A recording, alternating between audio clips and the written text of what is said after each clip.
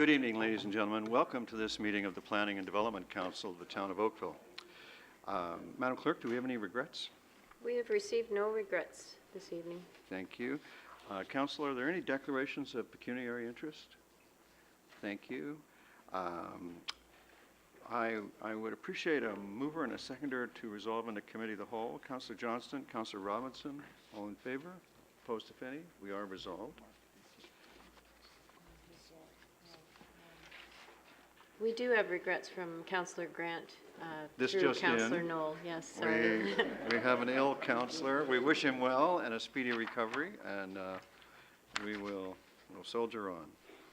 All right, Council, the first item is a confidential consent item that's fairly self-explanatory, and I give the floor to Councillor Bird. Worship, I'll move the recommendation that the town participate in opposition in the appeal before the OMB board regarding the Committee of Adjustment decision CAV A-04-12, 041-12. That's 2274 South Sheridan Way. Thank you, Councillor. Council, I support this motion. If there are doubts or questions or debate, we'll have to go into camera for it, and I would recommend we move it to the end of the meeting. But since it's a fairly straightforward matter, it may be that you could deal with it now. Councillor Dudek. Your Worship, I'd appreciate going in camera. Very well. Then we will just move this down to the end of the agenda because of all the people who are here for the other items. Is everyone okay with that? Thank you very much. So that brings us to our public hearing items. And the first public hearing item is the zoning bylaw amendment and draft plan of subdivision for Green Ginger Developments. And the public hearing statement that we always read, for everybody's clarity and comfort, is that if a person or public body does not make oral submissions at a public meeting or make written submission to the Town of Oakville in respect of a proposed official plan amendment, zoning bylaw amendment, and or plan of subdivision or condominium, the person or public body is not entitled to appeal the decision of the Town Council to the Ontario Municipal Board and may not be added as a party to the hearing of an appeal before the Municipal Board unless, in the opinion of the Board, there are reasonable grounds to do so. And if we turn our attention now to Brenda Stan, the senior planner, we will have a précis of the file that's before you, Council, for the benefit of the public. Ms. Stan? Good evening, Mayor Burton and members of Council. Tonight I'm here to present the public meeting report for Green Ginger Developments to permit a zoning bylaw amendment application and plan a subdivision. The purpose of this meeting is to introduce the planning applications. This is also the statutory public meeting which provides the public with an opportunity to provide comments on the applications. Issues raised at this meeting will be discussed in the future recommendation report. No decisions will be made at this time. The lands are located in North Oakville on the north side of Dundas Street, west of Trafalgar Road.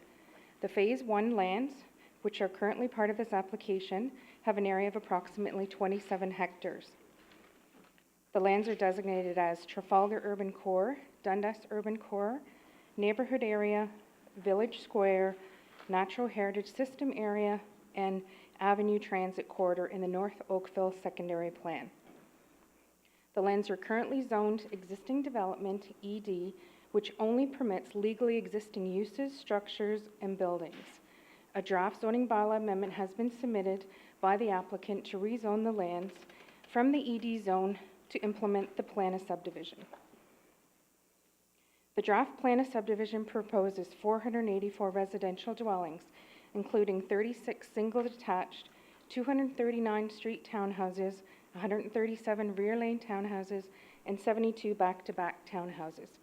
The plan area also includes Dundas and Trafalgar urban core areas, an urban square, a heritage house relocation, the natural heritage system, and stormwater management areas.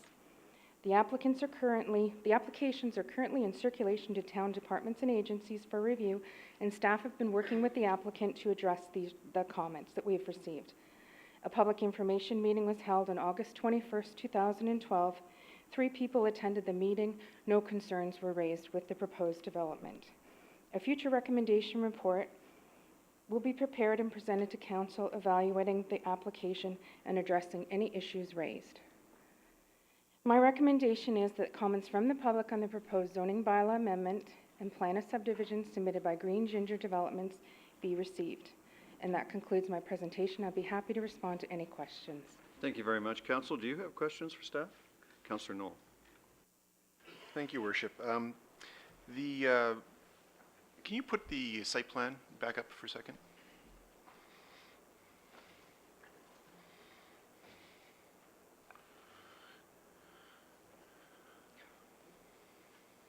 There.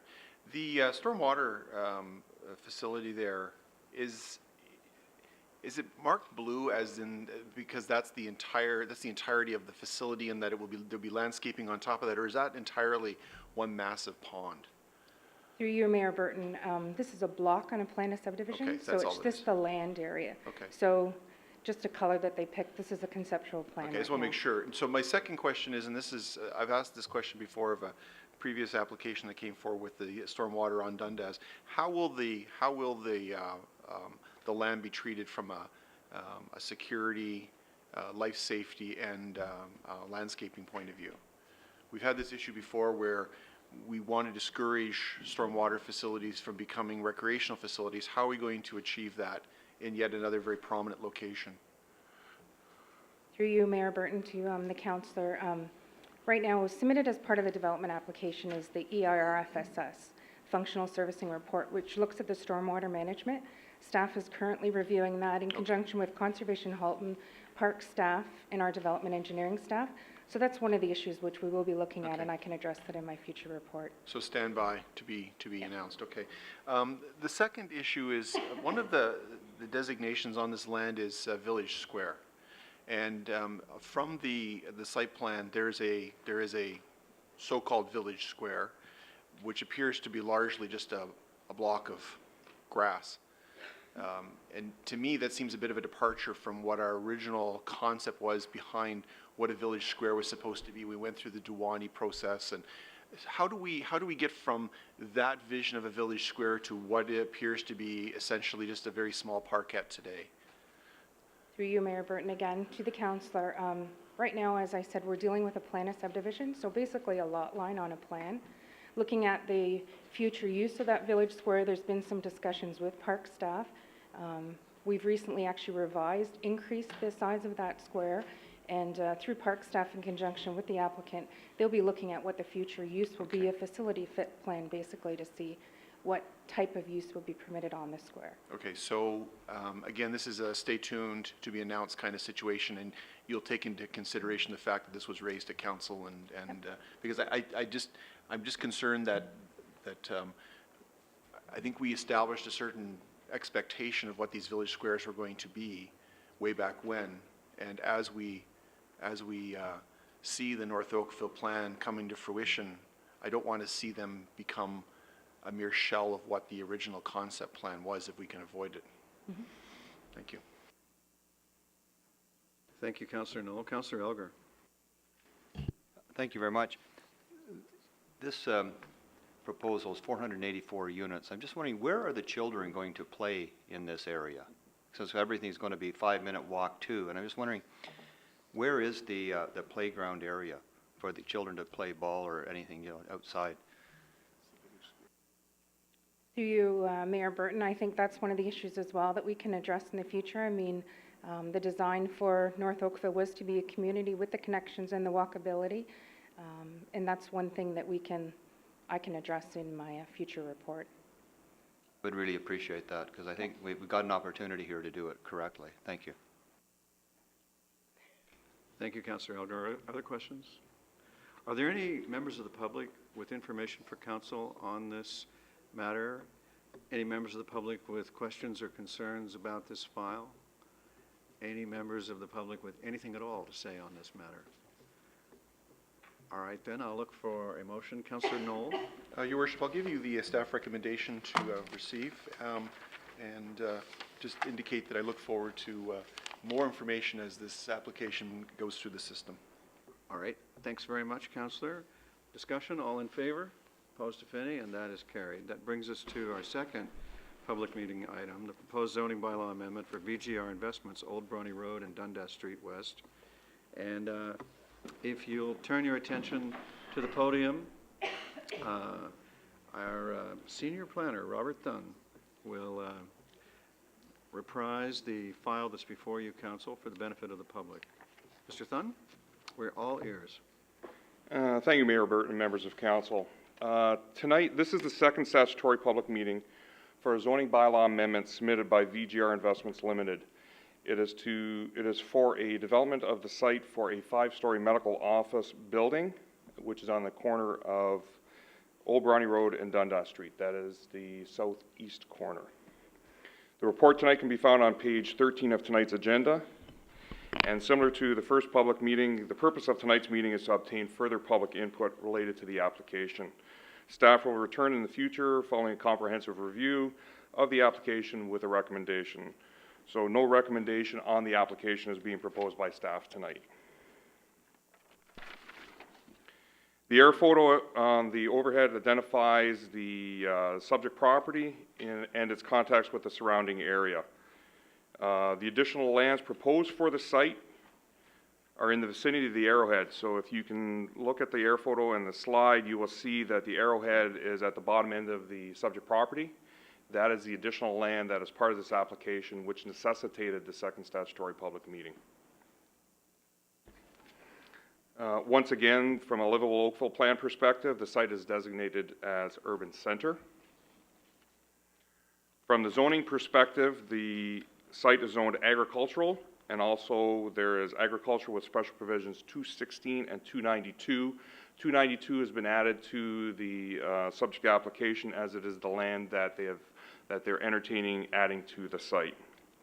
And once again, the application is to rezone the entire site, including the lands they are interested in, to a site-specific C3 zoning.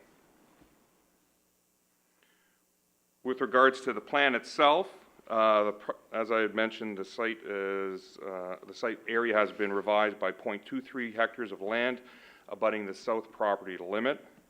The proposal continues to be a 5-story medical office building. The majority of the parking contained on site will be within a 2-story parking structure, which is along the eastern side of the site where the cursor is right now. The Heritage Building will be retained as part of this proposal. The application is still in technical review, so various matters including, but not limited to, conformity with the livable Oakville plan, urban design, access to the site are still being reviewed. So in conclusion, Your Worship and members of council, staff put forth a recommendation on the overhead for council's consideration. And once again, it is for the purpose of obtaining further public input tonight. Thank you very much, Mr. Thun. Members of council, Councillor Elgar. Thank you very much for the presentation. My concern that I'm hearing from residents, as Councillor Lapworth and I are both hearing, is that it's the urban design or the visual design of the building, which people are not overly supportive of. Okay. We have control to have some say in that going forward? Absolutely. We have an urban design brief that has been submitted as part of this most recent submission. It is on the website. We have urban designers reviewing at the present time, and we have been in discussions with them for several months now on that urban design. Our biggest issue right now is trying to create an urban form to that corner and also maintain the heritage merits of the house to the south. So the developer is aware of the concerns? Yes, I they are, Thank and you. they also have to go to the Heritage Committee for review of the application. Thank you very much. Any others?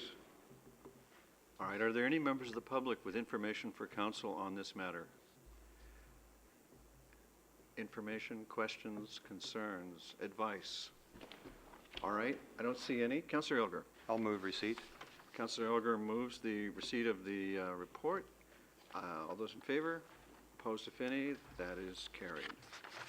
All right, council, that brings us to our discussion items, and the first one, item number 3 on the agenda tonight, is the recommendation report on Nautical Lakes Investments, the official plan amendment, zoning bylaw amendment, and draft plan of condominium. And if you turn your attention to Mr. Bigger, he will enlarge your understanding of the situation. Or perhaps he'll only synopsize your understanding. I'm not sure which to say you're going to do. I will, thank you, Mr. Chair. I'll confine my remarks to the planning applications. What a wise man. So for your consideration this evening, the next item is item number 3, and it's page 19 in your agenda. This is the recommendation report for the planning application submitted by Nautical Lakes Investment Incorporated for the lands at 455 Nautical Boulevard. It's an official plan amendment, a zoning bylaw amendment, and a draft plan of condominium. The purpose of this report this evening is to provide the staff recommendation on the proposed development.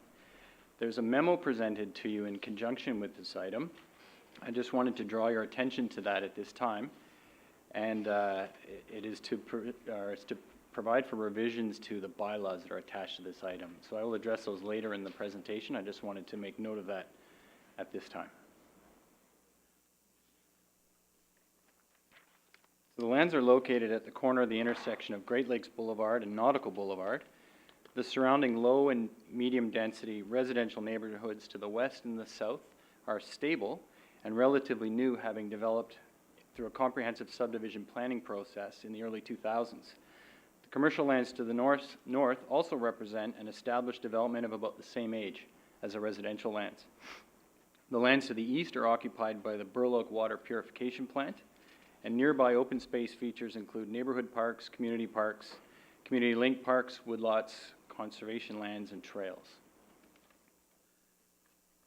The proposed development under consideration is for 36 multiple attached dwellings in 5 blocks, as shown before you on this plan. Vehicle access through the site is on a private road, which connects at 2 points with Nautical Boulevard. 12 visitor parking spaces are proposed to be provided at the northern limit of the site. Sidewalks are proposed in conjunction with the private road and will connect with Nautical Boulevard. There's also a pedestrian walkway in the northeast corner, providing connectivity to Great Lakes Boulevard. The development is separated from the commercial plaza to the north with an open space buffer. The effect of the official plan will be to redesignate the lands from neighborhood commercial to medium density residential in order to permit the development of residential uses.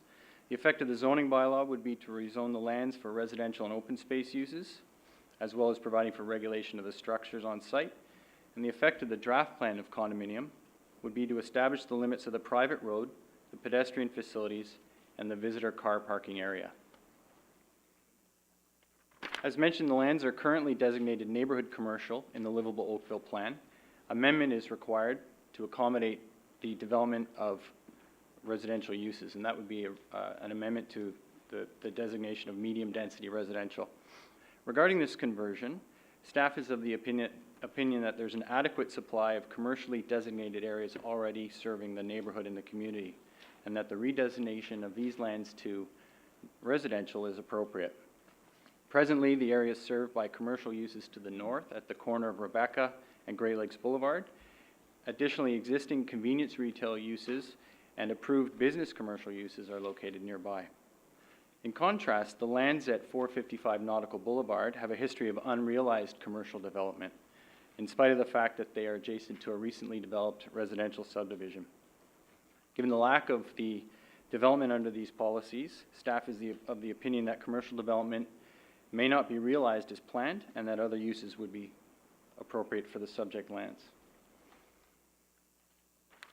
As these lands are being proposed for residential uses, the policy criteria for maintaining and protecting existing neighborhoods from section 11.1.9 in livable Oakville are also applicable.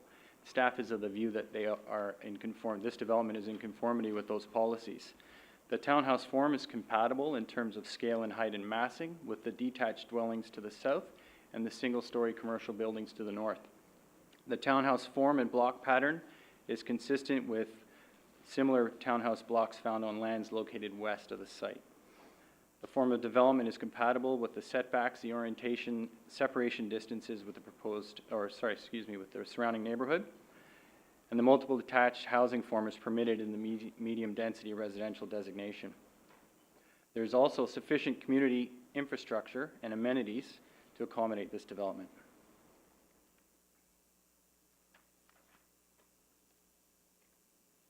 Pardon me. An amendment to the zoning bylaw is required to accommodate this proposal. It would rezone the lands to 2 zones, the mixed dwelling R8 zone and the private open space zone. The purpose of the private open space zone is to provide a suitable buffer to the C1 zoned lands to the north. And this is in response to the town's zoning bylaw requirement for a 7.6 meter buffer strip buffering C1 uses to residential uses. A special provision also forms part of the zoning bylaw amendment and establishes permitted uses, zone standards, and regulations respecting the number of units, lot area, frontage, lot coverage, as well as yards, setbacks, building form, and visitor parking. In terms of visitor parking, 8 spaces are required. However, the zoning amendment proposes 12 spaces. This amount of visitor parking is preferred since it will help reduce potential off-site impacts from parking, from visitor vehicles visiting and parking on Nautical Boulevard and nearby local roads. The parking is proposed for the northern limit of the site adjacent to the buffer strip. This location of parking is preferred since it separates the commercial plaza to the north from the housing in the south. It also will not be visible from Nautical Boulevard and wouldn't impact the streetscape outside of the development. Overall, the proposed zoning regulations provide for a development that is compatible with the surrounding land uses. The lands are located at the edge of a large residential subdivision to the south and west and abut non-residential uses to the north and east. The site fronts onto roads that are designated major collector and minor collector. As such, the site is large enough to warrant the provision of a public road. However, given the location and relative segregation of the site from the surrounding areas, the provision of a public road would not contribute to the existing road network in terms of connectivity or offering choices for the traveling public. The proposed private road in this development is on a form of a crescent with 2 points of access, sidewalks, and pedestrian connections. Staff is of the opinion that this type of design is appropriate for the site and that it satisfies the policies for development of private roads within the Livable Oakville Plan. Regarding urban design and dwelling orientation, setbacks and massing, as proposed, promote a vibrant streetscape and appeal from the public realm. On this slide here are 2 images. One, they're both taken from the same perspective or presented from the same perspective, which is looking north on Great Lakes Boulevard. The image to the left is the site as it exists today, and the image to the right is as it might appear with the housing developed on that site. A strong urban edge and attractive architecture.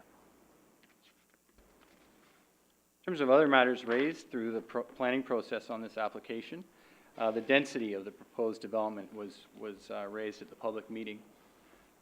I presented here in a table some of the statistics around, or the measurements around some of the nearby development. So in the table you'll see the top 2 rows comparing Nautical Lakes with the private road and Dusky Wing Way, which is a similar townhouse development nearby, comparing the densities with the private road inside the calculation, and those compare at 44 and 43 units per hectare. The Livable Oakville Plan has a couple different ways of measuring density, and that's why we're presenting these figures in terms of with the private road and without the private road. The concern was that development on private roads manages to achieve a much higher density, even though it's because it incorporates the area associated with a private road. So then in the second part of the table, I presented some figures about these developments when you start to take the private roads out of the area calculation. So Nautical Lakes without the private road is 51 units per hectare, Dusky Wing Way is 47, and the street townhouses nearby to the west in Lakeshore Woods, which are established on public roads, come in density ranges from about 47 to 50 units per site hectare. So the point of all those numbers is to show that they're all in a comparable density range. Other matters raised at the public meeting, traffic and circulation. There was some concern about how additional vehicles would perhaps have impact on the nearby roads and neighborhood. The traffic information study concluded that the proposed development could be accommodated on the network as it exists, and there would be no adverse impacts from driveway operations and queuing on the intersections. Finally, the private road has been designed to meet the town standards to accommodate Oakville Transit paratrans vehicles as well as emergency and waste management vehicles. In terms of connections to Great Lakes Boulevard, input was received during the planning process to suggest that perhaps a connection onto Great Lakes Boulevard would be appropriate, and we've reviewed this option and concluded that it is not feasible. It's essentially due to the proximity of the entrance to the commercial plaza to the north as it exists today. There's not enough frontage there to provide a safe connection into this development site without creating conflict with that driveway to the north. From a technical point of view, the application, as is our custom, is circulated to departments and external agencies. And where applicable, those comments have been used to revise the application through this process. Where agencies have requested conditions of approval, those have been incorporated into the conditions of approval for the draft plan of condominium. Staff are also of the opinion that servicing and functional servicing and servicing, as in water main and sanitary, can be accommodated for this site. The Region of Halton reviewed the application and concluded that it was consistent with the provincial policy statement, conforms with the growth plan, and they did not have concerns with the compatibility of this development with the adjacency to the Burloak water purification plant. In terms of where we go from here, further detailed review to ensure that a functional design is implemented will be conducted through the site plan process. So in conclusion, staff opinion is that this proposed development conforms to the general directions provided for in the policies of the Livable Oakville Plan, including the medium density land use designation, as well as the intensification policies. Policies for urban design and private road development have also been satisfied. The proposed development is compatible with the scale, height, massing, and surrounding commercial residential land uses, and the townhouse form and block pattern is consistent with the setbacks, orientation, separation distances from the surrounding neighborhood. Thank you for your attention. The recommendation that is for your consideration this evening is for approval of the report. That's the staff opinion, is for approval of the report. And at this time, I would just draw your attention to recommendation number 4, which relates back to the memo. And so the recommendation number 4 is to pass the 2 bylaws associated with this development application. And so the memo would revise that recommendation to read that the bylaws be passed as revised by the memo from Planning Services dated September 10th, 2012. Thank you for your consideration. Thank you, Mr. Bigger. Councillor Bird. Yeah, thank you very much.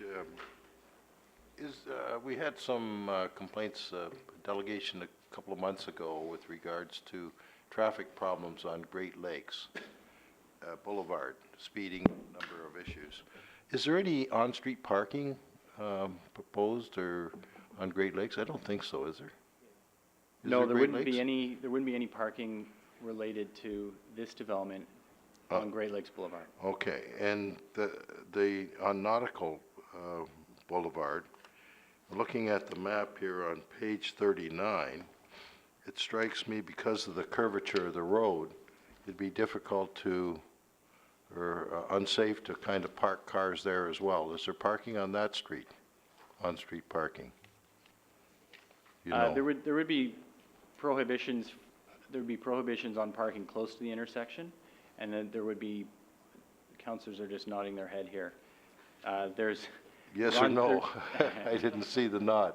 There's on-street parking on. I believe there's on-street parking on Nautical Lakes. Yes. Okay, but now with the introduction of the 2 driveways, you think there'll be enough we won't lose any or maintain the same or whatever?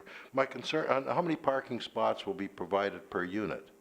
Like, can you actually park 2 cars, one in the garage and one in front of it on here, so there'll be 2 cars on-street parking?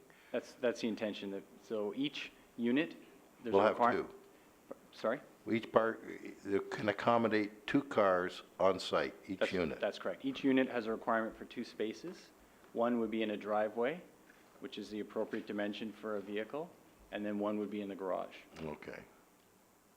So we don't anticipate people coming back later on saying that there's inadequate parking, and because of the configuration of the road, because there doesn't appear any readily available on-street parking in any other area other than those 2 streets.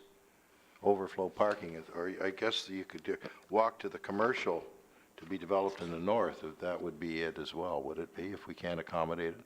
I know you've gone for the 4 extra spots, which strikes me may or may not be enough to accommodate 36 units so far removed from let's say a central location like downtown or what have you.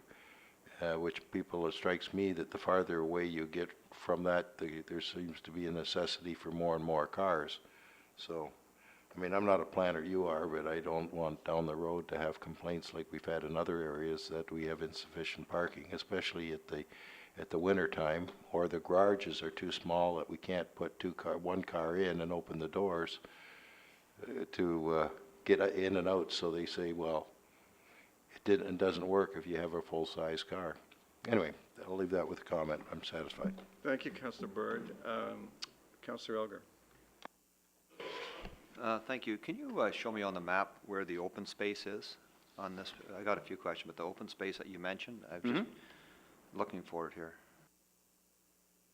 So here's the context map. And I was referring to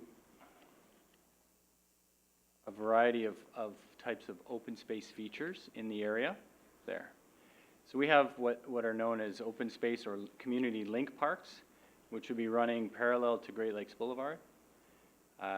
This woodlot is a community park. Over here is another community park that's developed for more active recreational uses. We have more woodlots and more trails extending down through the natural areas to the south along Great Lakes Boulevard. So there is no open space then on this property? No, there won't be any. Okay, because I thought I heard you saying there would be open, it would, it was going to be redesignated. Okay, fine. Currently, the current standard for an R8 zone is 7.5 meters. I see this is shrinking to 6 meters, and the minimum rear yard setbacks, which in an R8 zone is 7.5 meters, and it seems to be getting a major shrinkage factor down to 3 meters on Great Lakes. Why are we allowing such a deviation from our standard R8 zone? Through you, Mr. Chair, we have a variety of rear yard setbacks, as you point out, on this property. If we look at it's probably the best plan to show it on. You raised the matter of 3 types of rear yard setbacks. There's actually 4. So if let's get my mouse back here. Okay, this frontage here along Great Lakes Boulevard is actually under the zoning bylaw a rear yard. And so that is where you have that, in the table on page 27 of the report, you have a 3-meter rear yard setback to Great Lakes. So that's describing that condition there, and it's essentially a front yard that we want to bring close to the edge to provide that stronger urban connection to the street. So that's one of the setbacks. On that one, there's no concern about traffic noise, I guess, at all, sitting within 3 meters of the street, eh? I would be no different from the locations of front yards in other parts of the neighborhood. We had a noise study as well that said it was acceptable. As long as they have air conditioning? That's correct. Yeah, acceptable as long as all the windows are closed, okay. So then over here on the eastern edge of the development, we're proposing a 6-meter setback here. And the justification for that is because it is adjacent to the utility designation. Essentially, there's landscaping and a buffer there to the water purification plant. So beyond that edge, you're dealing with an open space type condition, and so we felt that 6 meters was appropriate in that location. And finally, sorry. No, I was just trying to figure out why we have a standard, but we keep shrinking it. Now, and with what Councillor Burr was talking about with the driveways and parking a car, how are, as we keep shrinking more towards the front, or whatever you call the front or the back, the driveway seems to be getting shorter also, I would think. And if it gets shorter by 1.5 meters, that could be an issue. That's one of the big concerns I've got. So in this proposal, the driveways are all a minimum of 5.5 meters. In fact, I believe they're actually 6 meters is the length of the driveway. The zoning bylaw requires 5.5, a minimum. And so that is in the zoning bylaw what's required to accommodate a vehicle. And that's without it going into the garage door and without it hanging over the sidewalk. So that's contained within the driveway. So we haven't shrunk those dimensions as well. And I see, like, okay, the minimum front yard is going from 7.5 to 6.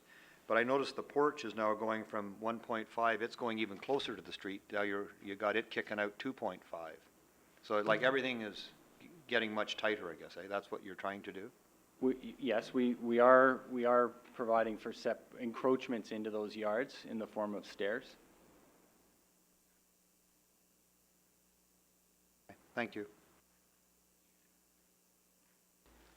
Other questions? Just Councillor one, Elgar. the snow will be dealt with at site plan? That's Where correct. that's going to go? Yeah. That'll be your job. Any other questions? All right, Council. Are there any members of the public here with information for Council on this file? Seeing none, I will turn to Councillor Robinson. Thank you, Your Worship. My motion is that we approve the recommendations that are before us this evening and as well amend the required bylaw in accordance with this addendum that was placed before us and spoke about previously. And if I may speak to that, I'll just be brief, Your Worship, if that's okay. This piece of land has got quite a bit of history. It used to be a church, but Metros couldn't sell it for that purpose, so they rezoned it to retail. And about 2 years ago, we got involved with the neighbors living directly across from it, and they were totally unhappy with the appearance of that ratty-looking, unkept lot that was there, that's still there, as a matter of fact. So we approached Mr. Baldessara and asked him if he'd do anything about it, at least put up some fencing or something. And he said no, and said, in fact, I'm going to sell it because it will not work anymore as retail. There's enough retail in the area now, including the big Riocan Mall. He said that it won't work. It's got to become residential. So Alan and I spent some considerable time on this application, like for 2 years. We've been humming and hawing about this and talking with the adjacent homeowners. And I can assure you that with the exception of the odd one, that doesn't even appear to be anybody here tonight, that everybody's quite happy with the 36 units. The staff have done a lot of work on this, a lot of negotiations, and it's a good application. Thank you. Thank you, Councillor. Other discussion? All in favor? Opposed, if any? That carries. And that will bring us to item number 4 on your agenda, the second discussion item, which is the partial removal of the holding provision for Madam Holdings at 1388 Dundas Street West. Councillor Elgar. Your Worship, unless there's members of council would like to see the presentation, or unless there's members of the public, Councillor Lapworth and I'd be willing to approve this. It's been a long time in the works, and I think we finally got an agreement between the residents and the developer, and it got this has worked out, but it's taken a long time, so. Congratulations. Are there members of the public here with information for council on this matter? In that case, the item is moved by Councillor Elgar. Discussion? All in favor? Opposed, if any? And that carries. Item number 5, the intention of demolishing 3075 Trafalgar Road.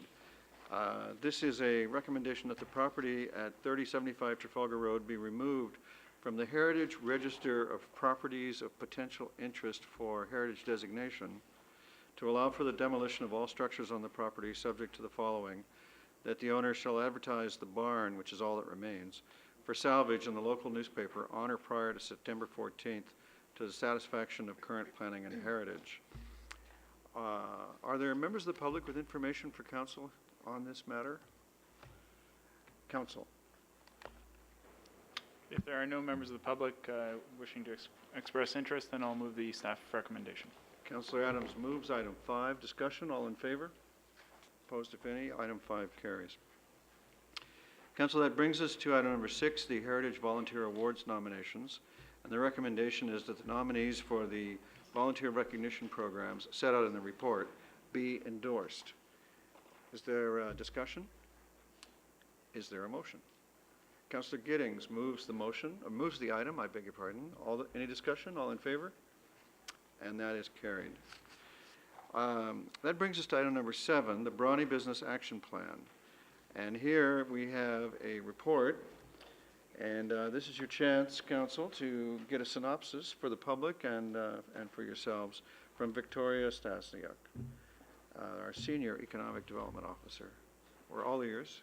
Oh, Councillor Well, Robinson? Your Worship, I don't want to cut Victoria short, but Alan and I were just talking about this, and we sort of maybe feel that we don't need this presentation, but on the other hand, if she feels compelled and important to do it, we'll be pleased to have it. All right, well, to use your phrase, there is a bit of history here. And perhaps we could dispense with the report if you allow me to say 2 or 3 things about it. Yeah, oh, by all means. All right. Any member of council needing the report? All right. Any members of the public here who? All right. Staff and I are very, very proud of this report and the work. And I, as mayor, I want to single out the councillors for Ward 1, Councillor Johnston and Councillor Robinson, for the initiative which led us to task our Economic Development Department with generating this advice to the business community in Bronte on how to invigorate business in the Bronte community. And I see that the Bronte BIA is here, and I'm hoping that they're happy with the work they've received. They're nodding yes, that's a good sign. So Councillor Robinson, this took a while, because this goes back to last year, if I recall correctly. And I'm sure that all of the businesses in Bronte will be very grateful to you and Councillor Johnston for the leadership that you got us to show on this matter. Is this patting back time? Because I'd like to jump in here, Your Worship, and add your name to that list of things. Actually, you're very modest, sir, because, councillors, it was about a year and a half ago that the BIA, of which I'm a board member, asked me if I would talk to our mayor about doing something about a desperately, almost from time to time, insolvent financial community in Bronte. We need something to happen. Mayor Burton, at his state-of-the-art report about a year ago, announced that the Economic Development Department was going to look into this. State of the town, perhaps you meant. Pardon me? State of the art, state of the town. State of the town, yeah. Well, and that's how it began. The mayor led this initially and sat back and watched, and it seems that he's reasonably satisfied. And Your Worship, it would be my pleasure to move the motion that's before us, and I would just like to, however, draw to everybody's attention and once again remind the BIA, albeit they are only too familiar with this themselves right now, but one of the conditions of this approval is that the Bronte BIA will be responsible for the implementation of the Bronte Business Action Plan.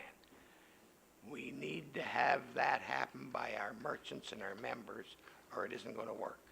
And I'm saying this because if there's anybody out there that is in that position and is one of those merchants and is a member of the BIA, and they haven't given their soul and their heart to coming up with some ideas about how this will work and becoming involved, then it will fail. We need the BIA to be 100% involved in this. Thanks, Your Worship. Thank you, Councillor Robinson. Any other discussion? Councillor Robinson has moved the item. All in favor? Opposed, if any? The item is carried. Now, that brings us to the Old Bronte Road Khalsa Gate Streetscape Plan implementation. This is a report from the Planning Services Department. And this has been a matter of some concern and repeat consideration by us here. So if you will give your attention now to Ida Wagre, she will summarize where we've gotten on this.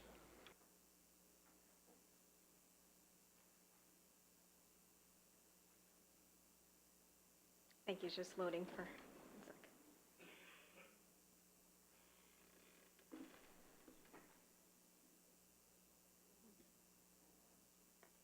Okay, thank you very much. This is a presentation on the implementation of Old Bronte Road Khalsa Gate Streetscape Plan, found as item number 8 in tonight's agenda on page 145. There are 2 recommendations before council tonight with a small amendment shown in red. So one, that staff be delegated authority to dispose of surplus road allowance on Old Bronte Road or Khalsa Gate described in table 1 of the staff report at fair market value and conditional upon zoning approvals and road closure to the satisfaction of the CAO, and town solicitor.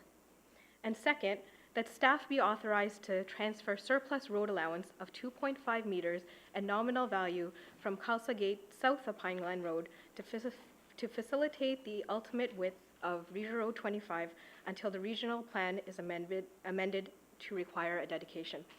And basically, the difference between the two recommendations is that the first one is offering to sell land at market value, and the second is at a nominal fee, because Old Bronte Road was gifted to the town at a nominal fee, and now that the region of Halton requires a road widening, we would like to return the gesture. So to further explain the recommendations in the staff report, this is the outline of the presentation. First, I'll go through some best practices of main streets we can learn from and apply to Old Bronte Road in Palermo. And second, we'll go through the results of the streetscape plan, which was endorsed on April 10th of this year. Next, I'll go through the surplus land available along the street, which we have an opportunity to sell. And last, I'll finish with a 3D fly-through that was prepared of what the street could look like if the surplus land was sold. So we'll start our best practices tour in Portland, Oregon. This is a single-family residential street with one lane of traffic basically going through the center. It's 30 feet curb to curb, or it measures 9 meters just for the roadway. And the sides are used for parking, and they're made up of permeable pavers. And this type of street works well in the area. When the two cars come face to face, one of them has to go to the side on the parking lane, and this naturally calms traffic and is appropriate for this kind of residential-only street. This is a picture taken, I was in Ann Arbor, Michigan last weekend, and this is a big college town. And the street is alive with patios and shops. And this street is 25 meters wide and has generous sidewalks and planters and lights. There is street parking, but no bike lane. Next is Niagara-on-the-Lake, a thriving tourist node. This is a photo of Queen Street, which measures 99 feet across or 30 meters. It has 2 travel lanes going in each direction and a center median. I spoke to a planner there who told me that the center lane is also used as an unloading space for adjacent shops, similar to what we have in downtown Oakville. There's on-street parking, vital to the stores, no bike lane. The clock tower that you see is actually a cenotaph, and it's not a continuous median going across the road. It's almost used as a pedestrian barrier so that pedestrians are forced to the crosswalks to cross the street. So in this thriving, busy tourist area, this is an appropriate use of a median.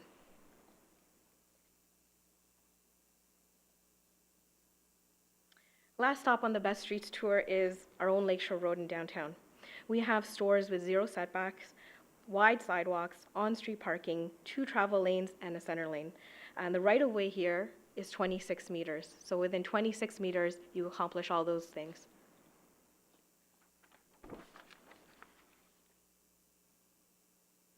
The purpose of showing you these streets is to emphasize that there are many examples to learn from, but Palermo Village is neither of these examples.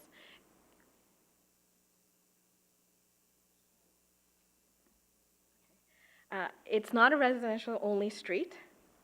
It's not a college town. It's not a thriving tourist destination, and it isn't a main street downtown yet. So we have to combine the features of what we like and remember its context as Palermo Village. So bringing us to that context, we have Dundas Street going east-west, a major arterial. We have Regional Road 25 going north and south. That's another major arterial owned by the region of Halton. Then we have Old Bronte Road, a minor collector that's classified to be 20 meters in the livable Oakville plan. And the dividing line between where it changes names to Khalsa Gate is Pine Glen Road.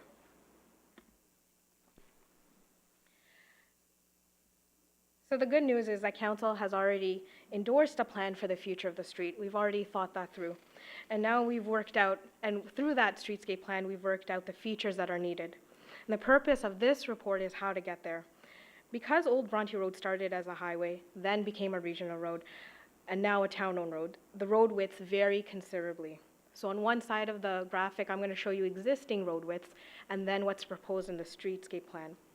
So north of Dundas Street, you have road widths, so that's town-owned property, in the mid 30 meters.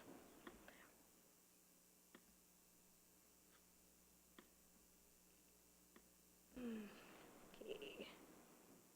Sorry, I'm having trouble with my mouse.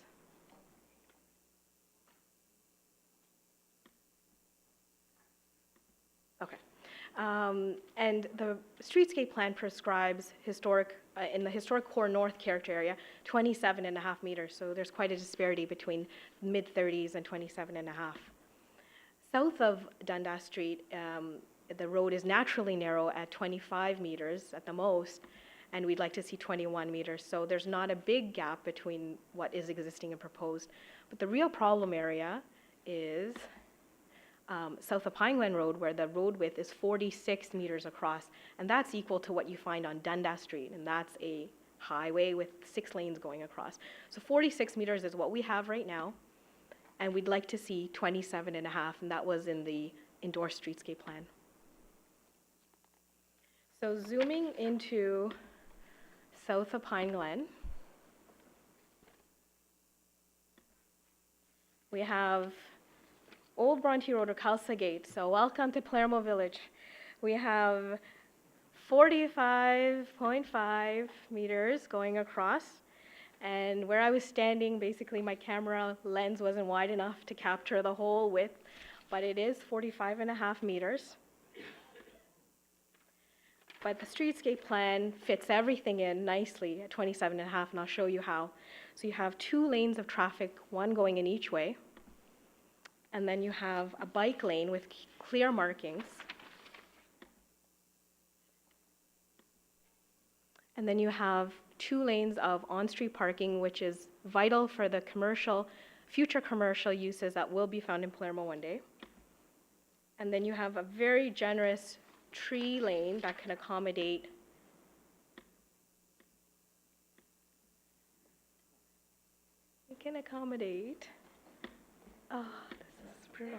okay, medium stature trees that have a planting volume of 30 cubic meters, and wide sidewalks, and those are 2.5 meters wide. That's more than what we have elsewhere in town. And then one day we'll have buildings, and similar to downtown Oakville, we'd like to see them come close to the street to frame the road. And then with all those great things, you'll naturally see people using the street and cycling and getting by. And all of this, as I mentioned, is accommodated in 27.5 meters. And you don't need the 45.5 meters. In fact, that's 18 more meters. That's not helping our walkability. So this is what it would look like if we had that expanse of road on each side, and it would be dead space. It wouldn't be parkland. It wouldn't necessarily even be grassed. It would just be completely of zero value to what would otherwise be a quaint main street for Palermo. Okay, so if we look at some of the properties that are south of Pine Glen, and this is all noted in Table 1 of the staff report, and this relates to recommendation number 2. We have Region Road 25 owned by the region of Halton, and they want to expand from 42 meters to 47 meters. So they have the other kind of problem that we have. They want to expand their road to accommodate future traffic growth, and that's what Region Road 25 is meant for. So while they get their plans in order to accommodate this growth, we have properties that are affected in between Region Road 25 and Khalsa Gate, namely 2390 Khalsa Gate, which has an active development application right now. So staff is suggesting that since we want to narrow Khalsa Gate, that we can shift that development 2.5 meters to the east on the Khalsa Gate side, and along with that, also offer additional land that's outlined in the table to further narrow Khalsa Gate. So that way we would help the region increase their road and also serve our streetscape plan by consciously narrowing ours.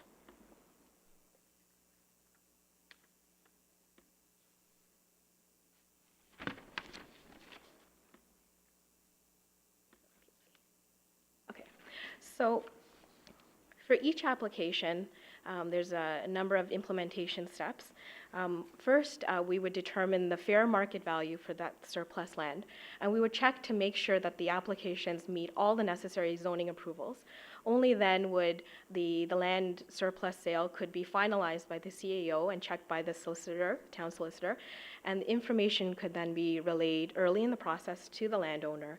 And within this process, we would need a road closing bylaw with a 4-week notice period.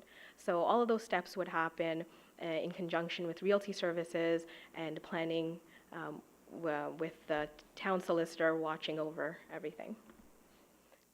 So that's really my presentation. The last thing I want to show you is a 3D fly-through, and I really hope this works because it gives you a good sense of what the road could look like if it were narrowed and these streetscape options implemented.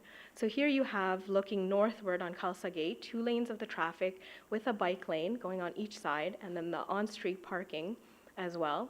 And then from a pedestrian's point of view, so this is, we're just going to go to the sidewalk. Watch your head as you don't hit the planter. And then here we have our nice generous sidewalk of 2.5 meters, and we have room for benches, we have room for nice lanterns that could take on a heritage feel with banners. So we have buildings that could come up close to the street, but there could be lots of room for design. So right now we are approaching the intersection of Pine Glen. All these happy children and people walking because it's a nice place to be, and it's very pedestrian friendly, and that's what we're aiming for. There could be a feature that you find in the center. So it could have some public art. It could have something of local significance with heritage importance, and that could really be a gateway feature for Palermo, which is what it's missing right now. So that concludes my presentation. I'm open to questions you may have. Thank you very much. You know, it's often said that if you draw people a picture, you make it simple, and boy, have you drawn a picture or two here, so thank you for that. I've got at least 2 speakers, Councillor Elgar and then Councillor Bird. Thank you very much for the presentation and all the work you've done on this. My question is, it's related to, if we approve this tonight in principle, I'm afraid this is the way it's going to be laid down. What I've learned is Portland 2030, what they're pushing for now, and not only there but in other cities, is buffered bike lanes. So where you showed the lanes of traffic, what they've got is they have then cars parking, and then they have a buffer for a door opening, and then a bike lane. So the bikers are buffered by cars that are parked. Like, could that be switched around, and is there room to do that? So when we were making the streetscape plan, we spoke to our active transportation planner, and he had advised me, because of Old Bronte Road and navigating turns, especially when you get to Dundas Street, it would be advised to keep the bike lane simplified and on the street, with potential in the future for bollards or barriers or paint. Paint would be the cheapest option to separate the bike lane from the on-street parking, but to leave it as is in this initial phase to allow for that in the future. I'd be very curious to how a car is going to jump over the barrier to get to its parking spot, if that's the case. Because think about what that your consultant is saying. He's saying you put a barrier up, well then, but the barrier is next to the traffic. So how does the car jump over the barrier to get into the parking spot if that is the case? That doesn't work for me. Well, I think that there are different options available, and that our active transportation planner can consider those at the time of implementation. But this is just a matter of saving the space for that dedicated bike lane, which we already have now. There's pavement markings, so it's just to build upon that. Okay, and that's fine, except I just wanted to make sure that we've got the room for that buffer, what's called buffered bike lanes and floating parking, so that when I open the door, that's actually a dead space for parking. It's striped out, that you don't park there, you don't bike there. That's for doors opening. Do we have enough room to do that? A door, absolutely, a door lane, you're right, yeah. I think also because of the presence of utilities, some utilities, depending on landowners' wishes to move them, if they're not moved, we also have opportunities there to provide that space for floating parking or a separation between the bike lane. So do we have the width to do, it looks like it's about it's at least a meter is what they have in Portland. Another meter on each side of the street, though. That's what I'm concerned about. Do we have the extra meter for the door to open? So to help the counselor, he's concerned that if we approve a 27.5-meter width where we might have preferred to accommodate door lanes on each side of the street, we might have preferred 27.5 plus one, you know, a meter for each side. Should we be reserving 29.5 meters? If I'm understanding you correctly. For comparison, 26 meters is our standard width for a collector road. So, for example, 6 Line is a collector road. It would be designed for 26 meters. This is 27.5 meters, so it is more expansive than that already. I would think within that amount of space, we can look when development applications come in of actually how we sort that space out to accommodate some of the new ideas for bicycle lanes. So the advice that we've had to date is that the 27.5 meters is sufficient space to accommodate all the things we want to do on that space. So I'll give you an example. If you wanted to widen out the buffer space for the bike lane when you get down to the detailed design, there may be sections in there where you have on-street parking. Maybe the sidewalk gets a little bit narrow, gets a little bit wider where you don't perhaps have on-street parking. So I think there's enough flexibility in the 27.5 meters to give us, when we get into the detailed design, to accommodate those aspects that you're looking at. The council had dealt with this back in April, I think it was, and had approved this 27.5. The main purpose of this report here is to allow us to get on with implementation. And as development applications come forward and you get to see the detail of actually how that building works with the street, you'd understand that context, and it eases us into the process of allowing those lands to become surplus so we can get to implementing the proposal itself. So I hope that addresses your question in terms of the space. Well, I'm, on behalf of the counselor, if I can make so bold as try to be the interpreter here, I take what I hear as an implicit point that we're not going to have this much space in very many other places. This might be very unique. And that's fine. I conclude from that if we were to, you know, we might be able to create a beautiful stretch that we'd never be able to create anywhere else in town, given the layout of the rest of the town. I think that's what I'm hearing implied in there. But I thought I was hearing from the counselor, and he'll correct me if I didn't hear it right, it was that in this particular piece of town, in this particular area, we own a vast amount of land, and we could have a wider road if this new idea that hadn't been, because I don't believe anybody in April had considered what we're cleverly calling door lanes back in April. So I'm also hearing from you that it's sort of too late. We already chose 27.5 meters back in April. So maybe the saw-off here is council can, I guess council has to decide, does council want to delay the disposition of the land and rethink the width of this area and have a really unusual, you know, an even more unusual part of town, an even wider part of town? Or do you want to go on with your April decision? If you do want to change the April decision, of course, that'll take 9 of us. So Councillor Elgar, it's over to you, and then Councillor Burden still has his comments. I also just wanted to point out one graphic that may help, and that's the map of the entire street where there's a pinch point of 20 meters that goes across. Mouse is not working. So basically, south of Dundas Street, we have the road, because of the heritage homes that do exist, at 20 meters. So we are naturally constrained, and staff feels in a good way to have a narrow road, because the more narrow, the more walkable. So we could keep the street wide at 46 meters, but then that would defeat the purpose of creating the quaint village that is already, you see traces of just south of Dundas Street, where you have the Anson Buck House. And that's where we've had to sacrifice the continuity of on-street parking. Basically, it's parking, on-street parking in tandem with street trees, just so that we could fit both. So Ida, Councillor Elgar, Ida's pointing out that the room to do any of this only exists south of Pine Glen. So it's an exceedingly small stretch. So maybe we've already made the best decision.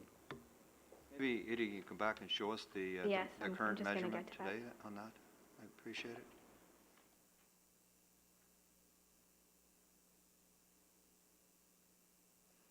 So it's this blue area here that has widths of 21, 23, and 25. And if we were to propose anything greater, then it would be at the sacrifice of other things that are needed. And because this is a mixed-use area, we do need to protect for the on-street parking for future stores, and we do want the street trees. So this doesn't prevent a bike lane. It does include one. But within a constrained right-of-way.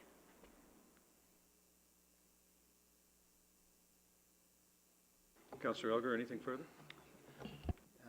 Your Worship, I understand that there is a pinch point right there, but when I look at what they've got designed, like in other cities where you do have that buffer, which is much safer for bikers, like I was hoping, since this is probably the last greenfield we're going to have to develop a new village. And I was hoping we'd do something just a little bit different. And when I saw what Portland had, I thought maybe if it goes out a little bit wider, this is our chance to do it. But once we make once we make this decision tonight, then it's cast in stone. That's my concern. And now, with what Ida is saying with this, we got this one pinch point at 21 meters. I guess that's what's that? One car length? That's one house. Or I guess that would be, what, 100 feet of that stretch of road, wouldn't it be? That stretch of road is 36 kilometers, whereas south of Pine Glen is half a kilometer lengthwise.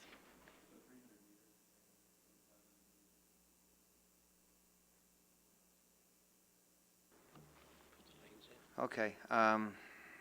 Why don't we go to Councillor Bird and you reflect on it, and I'll come back to you if you have more. Councillor Bird?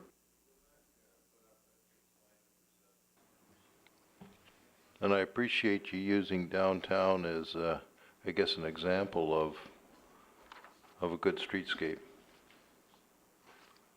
Yeah. That's the one, down to number 7, I think it is. Just getting to it. Now, and I'm going from memory here. Now that streetscape there looks fine, except until someone wants to have a sidewalk sale or a patio. And the downtown Oakville has been used a number of places. This is the first as sort of an example of, I guess, a downtown that hasn't died off like many others. But the last report comes back, and I think it was done in I'm going from memory here now, Port Credit. They said all we had to do was just build another downtown. One of their criticisms was, and I agree with them, the sidewalk isn't wide enough to provide restaurant or street uses. And it's the street chairs and whatever it is out there that most people want to attract, creates the viability. Now, if you take a look at downtown, and you just have to go by, see how crowded it is at the 1 or 2 places that try that. Across the road there at Starbucks. I mean, they got 1 or 2 chairs that really doesn't do it. The most successful outdoor patio, I believe, downtown isn't on Lakeshore Road. It's around the corner. It's Paradiso's. And I believe that report I mentioned, I think it said if we had only gone 6 meters, if I remember correctly, it's in the come back, then we could permit, because you've gone to zero lot line, any one of those stores or having a sidewalk store or whatever it is out there. And Bob Hogue will probably tell you, like, take a look at the ones we've tried to put in. Jonathan's just recently. like one chair and one table. And if we want to create streetscapes, we've got to give opportunities for an outside patio or whatever it is. I just think we're selling ourselves short. And the other thing on the biggest complaint is, and I think you can almost see it on the sign there, is a complaint that got somebody riding a bike on the sidewalk and running into pedestrian. No skateboarding, you got the police down there all the time chasing people off the sidewalk. You've now got somebody with a wheelchair and all that. Quite frankly, if you want to, and this looks like, because it's relatively clear, but believe me, during a day, if there's anybody's got some stuff wears out on the street, it doesn't leave a lot of room. And also that picture doesn't show any newspaper boxes or anything else that the town puts on there. If I had to do downtown over, again, I think another 3 meters on either side of the sidewalk to encourage street life rather than being inside the stores. Although I do like the idea that the stores, because you want a window shop, that's the idea of the stores. But in doing that, you've sacrificed the opportunity to use the street for cafes and even so much as a Starbucks. It's sad, just up from here, or I guess the thing is the guy with the table and chair in front of the, I think it's the Second Cup. I think there's one table, one chair. The table is about 18 inches square, because that's all you can do without you're feeling that you're in the middle of the traffic. Right, so the streetscape plan actually strongly promotes and encourages patios to add to the active street life. And through development applications, depending on what the land use that's proposed, those allowances could be made easily within the area. So if it would be a restaurant or a store, you could leave space for those features. Zero setback, all I meant was bring it as close to the street as possible for the land use that's being proposed. We want to frame the street and make it a nice walking experience. When buildings are set back too far, it leads to a sense of vastness, and you're not connected. So in places that are appropriate, there will be room for patios, and that... I'm just sort of familiar with hearing the application for patio, and it's not as easy to try to get a patio license in downtown Oakville as one would think. The only patio that I can think of on Lakeshore Road is not on the sidewalk on Lakeshore Road. There's one at Julia's, which is up on their kind of a veranda type of thing. There's one across the street at Timothy's, which is on their property. And there's, the other one is the one I mentioned. I know we've approached a number of times by people's like not Jonathan's, Oliver's and whatever. There's just not enough room to serve tables and having someone with a reasonable sized table, other than something you can set a coffee on the street in downtown Oakville. So if you want to replicate that somewhere else, I say, if I had my druthers, everyone we've turned down all said, why, we've had people lose their business. Coca-Cola, I shouldn't mention the names, who would decide, if I can't get a patio, I have to close my business and move away because we couldn't accommodate them because of the width of the sidewalk. Now you're telling me if we do it up there, it'll work up in Palermo, where it's not working in downtown Oakville. The other point is that... And that's my experience. Yeah, we're not trying to copy exactly what's found in downtown, but we're trying to get some of the good features that we see here. And I wanted to also point out that the sidewalks would be 2.5 meters wide, and that usually a sidewalk's 1.8 meters wide. So we already have that built-in space on the sidewalk itself. So if there would be spillover on occasion, then that would be easily accommodated. And in Palermo, it would be a different kind of environment. It would never, or it would take a very long time to reach the maturity of downtown, but it would be something different and unique all on its own. So you did point out in your presentation that the street width curb to curb here in the picture that you have is only 26 meters, and you're proposing 27.5 meters curb to curb in Palermo. And neither of those numbers has anything to do with the width of the sidewalk. Council is suggesting to you be generous with sidewalks, which is yet another issue than this one, right? And I hear you to say that you will be. So there may not be actually a dispute here. We may actually all agree on that matter. Well, I heard it to say Yes. curb to curb, and so that leaves me wondering, No, it is within the road right of way. It would be a municipal sidewalk. Storefront to storefront. It would be property line to property line.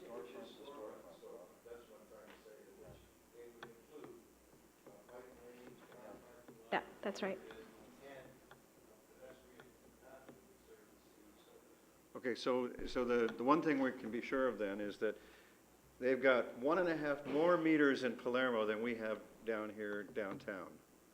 And are you using, so compare the sidewalks for us between the two. I'm not sure exactly how wide the sidewalk is. It might be 1.8. Yeah, I understand. Right, the 26 meters here gets taken up by the center lane, the absence of a bike lane, the more narrow sidewalks. I don't have the figure right now of the sidewalk width. I think it's about 1.82. All right. Councillor Demoff, you've been very patient while we chewed this lettuce. Would you please take your turn now? Actually, I wanted to read through to Councillor Elger's letters. You can't put in curbs for the bike lane after and allow parking to get through. I mean, Councillor Elger's right, but I know you're not the active transportation planner, so on Laurier in Ottawa, when they put the curbs up, they allowed access for parking. But when we get down to the 21 meters, you said that's to accommodate on-street parking, so theoretically, we could get rid of the on-street parking in that section to allow for the door lane, right, when we're planning it. I know when I joined council, we talked about adding an east-west bike lane up in North Oakville, and we couldn't because the plan was done and the roads were too narrow. And I would hate us when we have the opportunity to be able to do something like this. I'd hate us to give that land away and then come back 2 or 3 or 5 years from now and say, oh, shoot, I wish we had more space. I mean, is there any way we could take this back to our active transportation people to see if there were options to widen that, whether it be for door lanes or for added sidewalk, because Councillor Bird's right on that too. I mean, Bronte's the same. You've got 2 little tables with 2 chairs. And if there's sections where we could add more space, if we've got it now, it's the only chance that we have. The other point to mention is that Region Road 25 has a brand new multi-use trail going across north and south. So there is a facility on the new Bronte Road for a dedicated bike lane off-road, fully buffered to get you from the south all the way to Dundas. So there is a provision not too far away, just 1 street over. So if you do need that extra space, there's that available, yeah. Commissioner.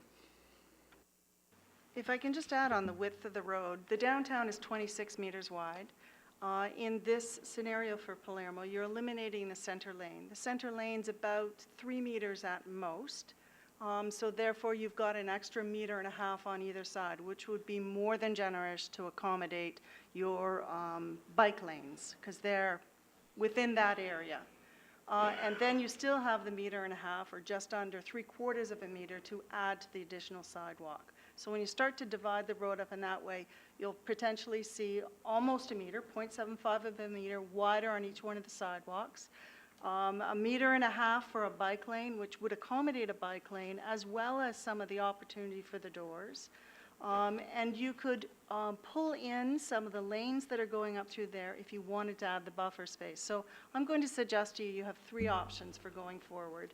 As the mayor had said, you could defer this item. Again, you had adopted the plan in April, so it would take whatever the clerk indicates for how to send that back again. You have certainly that option in front of you.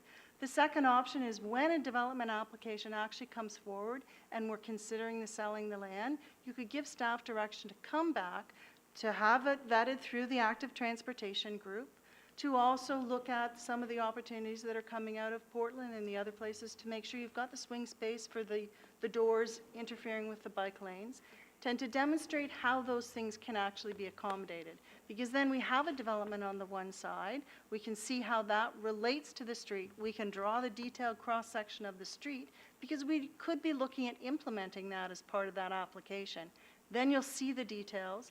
No sale will have taken place because it's conditional on that zoning. So that's second option. The third option is, of course, you could approve the report the way it is right now. And again, you can give us direction to report back on some of the details to see the implementation. So I think we have those three ways of going forward in order to sort out what the street looks like. Councillor Khan? Thank you. I just have a question on the fair market value for these lands. That works really well when you have a lot of different prospective buyers. But over here, you'd only have one potential buyer. And I think it was the property that you said there's already an application for that property. Otherwise, no one else could really utilize that small sliver of property. Do we know whether or not there's an appetite? I mean, do we limit ourselves to what fair market value is when there's only one prospective buyer? Fair market value would be determined on the sales in the broader area, and then it would be divided by the area of land. So it wouldn't just be dependent on there's only one buyer beside it. It looks at the overall prices that have been achieved for different properties, regardless of the size, and then splitting it down for the area. So I think that gives a good overall average. The councillor is concerned that a person, that the property, the applicant might not buy it, because there's really only one person in the market to buy it, they could basically say, well, that's too much, we'll give you $2. And in order to achieve your plan, you sort of have to sell it, right? So he's asking, if I understand correctly, are we fooling ourselves by saying, oh, and we'll sell it at fair market value? What are the chances that we could? And in defense of the proposition that you might be able to, there is the land transaction at committee tomorrow that indicates that you can get close to fair market value. And so it may be that it's not that big a problem. You summed it up quite well. Obviously, we can figure out a formula of what fair market value is. But as the mayor said, if there's no one interested in buying, then where does that leave us with our proposal? Because we want to achieve a plan, if we can't get a fair market value offer, our plan suddenly won't be going forward, right? So then we've created an obstacle. So through you, Mr. Mayor, to Councillor Khan. And in fact, that's the same position we're in right now. We have those lands. It is only one property on the edge of it that would be able to buy it, so it's no different than the existing situation. What changes with allowing for the properties to be declared surplus and achieve fair market value is an applicant who comes in the door has some certainty that they can consider those lands in a development application, so they can anticipate it sooner. So our opportunity for them to actually pick it up is more certain for them. We're better able to achieve it, and that means in the end we're better able to achieve the overall plan. So this report provides some of that certainty to ease the way. In addition, when you look at the land south of Pine Glen, it is an extremely wide width that they could pick up. You're going from the 45 to the 27.5, so then it has some real value to it.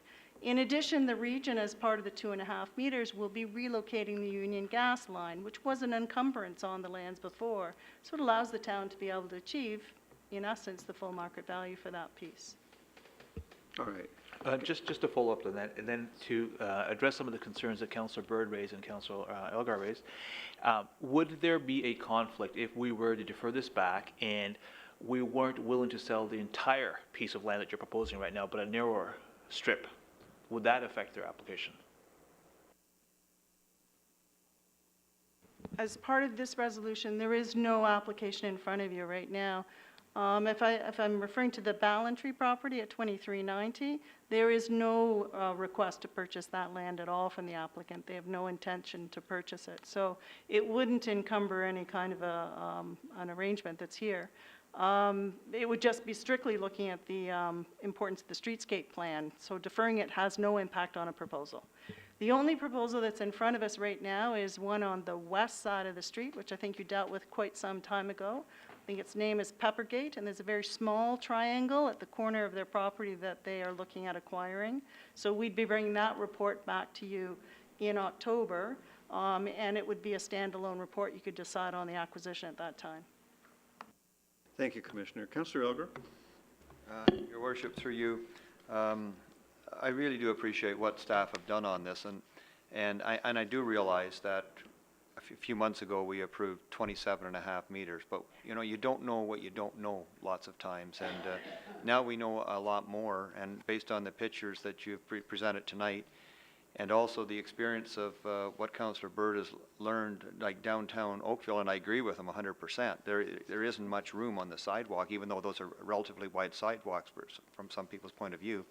I feel we have almost like a blank sheet of paper, and it's our last chance to really do something great for the town of Oakville. So I would move that we refer this back for staff, maybe it'll take 2 cycles, to have the Active Transportation Committee look at it with staff, and also, like I'm thinking, maybe a subcommittee, like Councillor Bird on it also, from what he knows about the downtown and how it works, because the downtown, like he said, if he had to do it again, 3 meters wider. So, and I think we got a chance this time, so I'm hoping we will refer this back. All right, so could you write your motion, because I think it got into some maybe this and maybe that, and that'll be hard for staff to follow.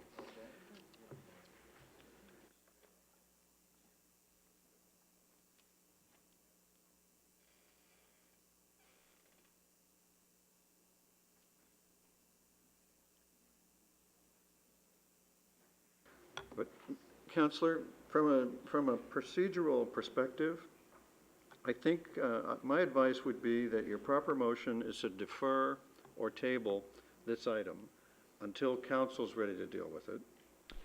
Nothing is going to change until and unless you change the April decision of 27.5 meters. That, in order to do that, that requires a motion to reconsider.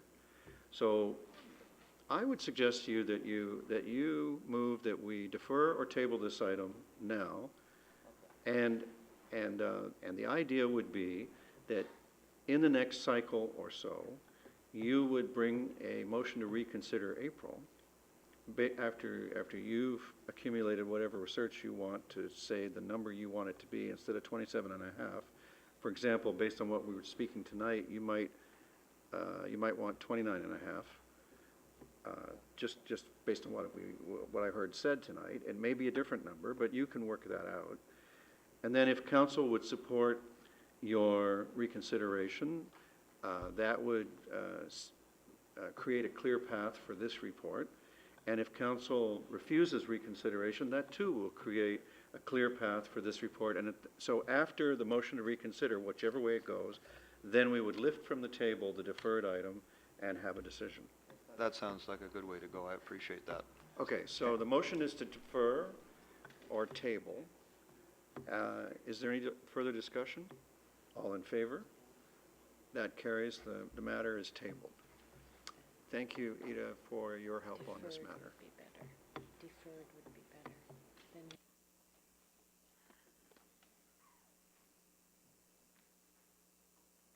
All right, so that brings us to the advisory committee minutes and the addendum that was distributed to you.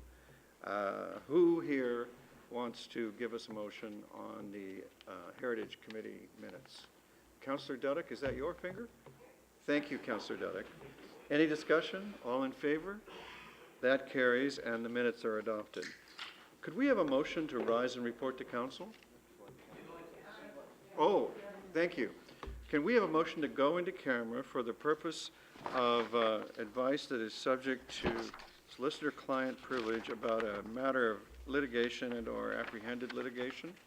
Councillor Duddick, all in favor? Carried.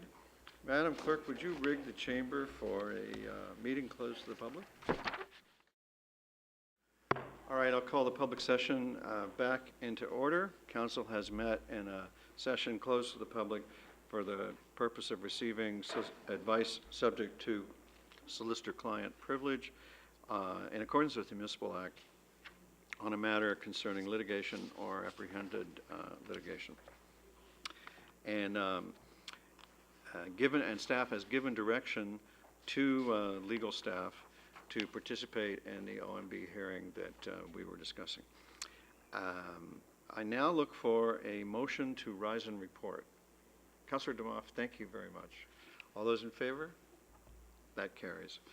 I I rise and report that the Committee of the Whole has met and made recommendations on confidential consent item C1, public hearing items 1 and 2, discussion items 3, 4, 5, 6, 7, and 8, and advisory committee minutes, item 9, as noted by the clerk.